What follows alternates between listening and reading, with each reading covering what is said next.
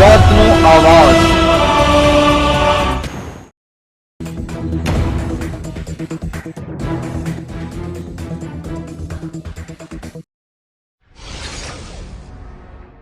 ભરૂચ જિલ્લાના મનુબર રોડ પર આવેલ વીસીટી કન્યા શૈક્ષણિક સંકુલમાં વાર્ષિક મહોત્સવ નિમિત્તે ભવ્ય ઉજવણી કરવામાં આવી। ભરૂચ જિલ્લાના મુનબર રોડ પર આવેલી વલ્લી ચેરિટેબલ ટ્રસ્ટ સંચાલિત વીસીટી કન્યા શૈક્ષણિક સંકુલના પ્રાંગણમાં સવારે 10:30 વાગે વાર્ષિક મહોત્સવ નિમિત્તે સુંદર કાર્યક્રમનું આયોજન કરાયું હતું। આયોજિત કાર્યક્રમમાં મુખ્ય અતિથિ તરીકે ભરૂચ ગ્રામ્ય વિભાગના મામલતદાર શ્રીમતી માધવી ડી મિસ્ત્રી, વીસીટી તેમજ MMMCTના ટ્રસ્ટીઓ પરવીનબેન દિલાવર વલી તથા હસીનાબેન હારૂનભાઈ પટેલ, વિદેશથી પધારેલ મહાનુભાવો, આમંત્રિત મહેમાનો, વાલીઓ ઉપસ્થિત રહ્યા હતા। કાર્યક્રમની શરૂઆત તિલાવતે કુરાનથી કરવામાં આવી। અત્રે ઉપસ્થિત મહાનુભાવોનું અંગ્રેજી માધ્યમના આચાર્ય સુરૈયાબેન દ્વારા શાબ્દિક સ્વાગત કરવામાં આવ્યું। પ્રમુખ પદે બિરાજમાન માધવીબેન મિસ્ત્રીનું શાલ તથા પુસ્તક આપી પુષ્પગુચ્છ વડે સન્માન કરવામાં આવ્યું હતું।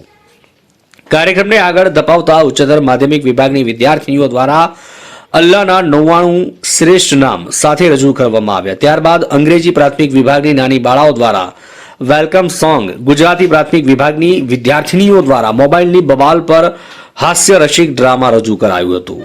TYBE અંગ્રેજીમાં ગોલ્ડ મેડલ મેળવનાર વિદ્યાર્થીને દૂધવાલા જેબાનું ટ્રોફી આપી પ્રમુખ પદે ઉપસ્થિત માધવીબેન મિસ્ત્રીના શુભ હસ્તે સન્માન કરવામાં આવ્યું।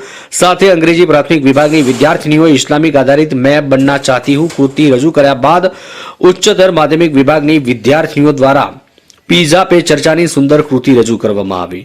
ગુજરાતી પ્રાથમિક વિભાગની વિદ્યાર્થીનીઓએ સૈનિકોના જીવન ચરિત્ર આધારિત માઇમ એક્ટ રજૂ કર્યું તથા મહિલા કોલેજની વિદ્યાર્થીનીઓએ સાયબર ક્રાઇમ પર નુક્કડ નાટક રજૂ કર્યું। ત્યારબાદ ઉચ્ચતર માધ્યમિક વિભાગની વિદ્યાર્થીનીઓએ વીસીટી સંકુલનું ગૌરવ દર્શાવતું વીસીટી તરાના અનેરા અંદાજમાં રજૂ કર્યું। અંતમાં કેમ્પસની પ્રાથમિક અને ઉચ્ચતર માધ્યમિક વિભાગની વિદ્યાર્થીનીઓ દ્વારા સંકુલની થયેલ પ્રગતિ દર્શાવતી ઉડાન કૃતિ રજૂ કરી। આ સાથે પધારેલ શ્રીમતી માધવીબેન મિસ્ત્રી દ્વારા વિદ્યાર્થીનીઓમાં રહેલ ઉમંગને બિરદાવતા એમનું મનોબળ વધે એ માટે પોતાના વિચારો પણ દર્શાવવામાં આવ્યા હતા।